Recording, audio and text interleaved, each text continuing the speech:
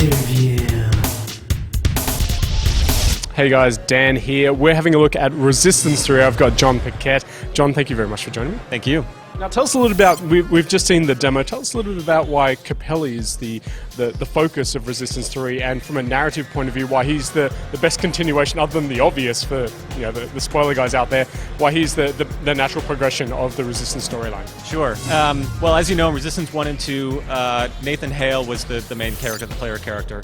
And at the end of Resistance 2, Nathan Hale was turning into a chimera. And the one man that could save him from that was Joseph Capelli. And at the end of the game, Joe Capelli made the choice to kill Nathan Hale. From there, it was a fairly obvious choice to follow Joseph Capelli and see kind of where he went as a character after the chimera kept growing, kept taking over the world. And so we start Resistance 3 4 years after that event. And in those ensuing 4 years, the Chimera have killed off about 90% of the human population. And the people that do survive are living underground, trying to hide from the Chimera. And so Joe Capelli in Resistance 2 was a character he was a sentinel, he was a soldier, he was big and beefy and brawny and angry, and he killed really good. So now, 4 years later, he has a family. He's kind of like an old gunslinger. He's kind of hanged up his gun, and now he just wants to survive. He wants to live in peace with his family underground, and he's doing that. He's eking out an existence, but he's not as big and beefy as he once was. He's not eating well. His son is sick. The people in this small town in Haven, Oklahoma, they're scared of the Chimera because these roving death squads come through town every once in a while. And so, when Dr. Malikov comes back into his life with an opportunity to perhaps save them and save his family, Joe then has to choose: do I leave my family and follow this crazy scientist guy to New York, or do I stay here and potentially watch my family die right in front of me?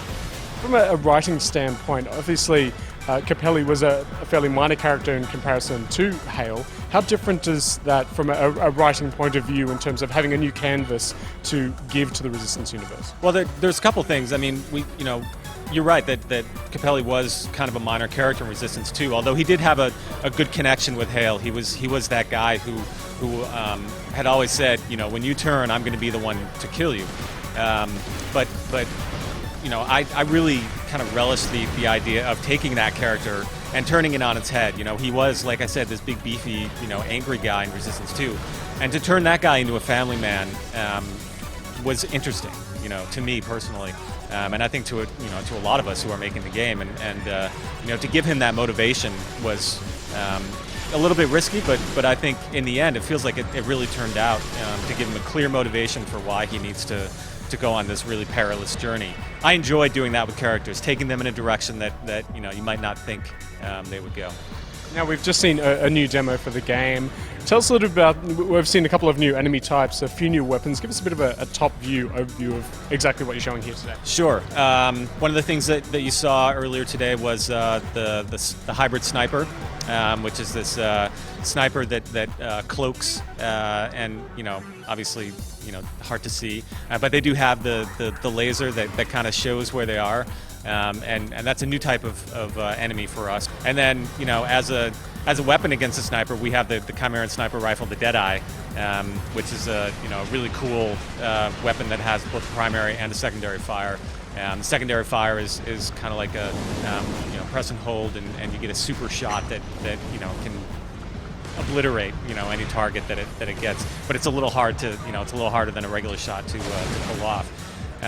Those are a couple of the top line things. Every weapon has a primary and a secondary fire, and one of the things that you saw in the demo was that we also wanted to open up the game design a little bit to give the player a lot more choice in how they wanted to take on these encounters. So now, people are obviously eager to get their hands on this one. PlayStation 3 exclusive, but when can players expect to get their hands on it?